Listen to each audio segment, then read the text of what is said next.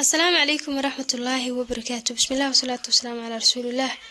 اللهم علمنا ما ينفعنا وانفعنا بما علمتنا وزدنا علما يا عليم الحكيم. والحمد لله حمد شاكرين ولا لها قالقة كسؤال وهذا الشانل كنا هدي إلهي كرا نقضى مقالكم حنكو برنتونا دعاء رسولك صلى الله عليه وسلم وقم قعد خصنت وحاونا يري إذا رأيت الناس يكنسون ذهب والفضة فاكنس هؤلاء الكلمات. هدي aad aragtaan dadka oo kaydsanayo dahab ama fido ama maal, idinkana kalimaadkan kaydsada, yacni waxay la qiimo yihiin ama ay ka sii wanaagsan yihiin dahabka iyo maalka noocyadiisa kala duwan. Sida ayaga u jecel yihiin u kaydsanayaan, idinkana ducadan u ilaashado.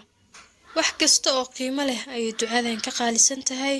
wuxuu qofka dhahayaa اللهم إني أسألك ثبات في الأمر والعزيمة على الرشد وأسألك شكر نعمتك وحسن عبادتك وأسألك قلبا سليما ولسانا صادقا وأسألك من خير ما تعلم وأعوذ بك من شر ما تعلم واستغفرك لما تعلم إنك أنت العلام الغيوب. ويردرتها دعاء لكن ودعاء قيمة بدن.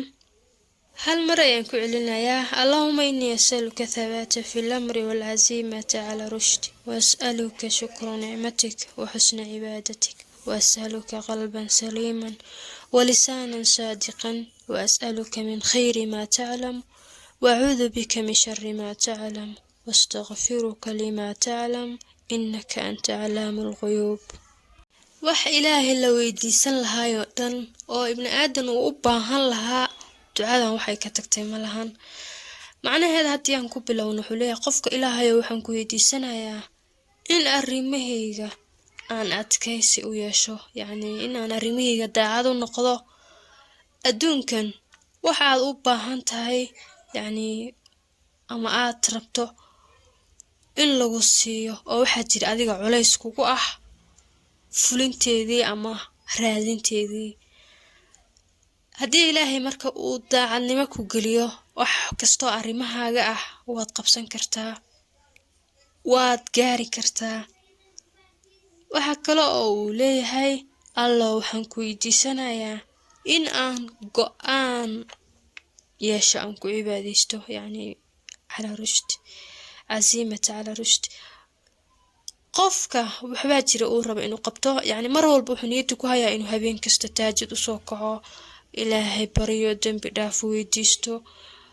saacada uu ilaahay leeyahay waxay weydiisanaya uu baahidiisa u sheegto, laakiin ma soo kici karo. marka uu waaga bariyo unbuu is arkayaa, haddana habeen dambuu ku talagalayaa sidoo kale. salaada subax qofka wuxuu rabaa inuu masaajidka kusoo tukado, laakiin ma yeeli karo. waxaa haysa marka go'aan la'aan. taasuu marka ilaahay weydiisanaya inuu go'aan uu waxa uu doono ku qabto siiyo.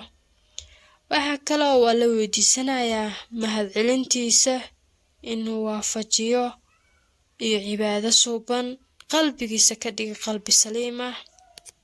maalin baa naga dambayso uu ilaahay yiri yawma laa yanfacu maalan walaa banuun ilaa man ata allaahu biqalbin saliim. hanti iyo awlaad midna wax tari mayso maalintaas ilaa qof qalbi saliim ah la imaaday ma ogiye. wuxuu marka qofkan ilaahay weydiisanaya inuu qalbigiisa ka dhigo mid saliim ah. waxa kale oo weydiisanaya ilaahay in carabkiisa uu ka dhigo mid saadiq ah oo run sheeg ah.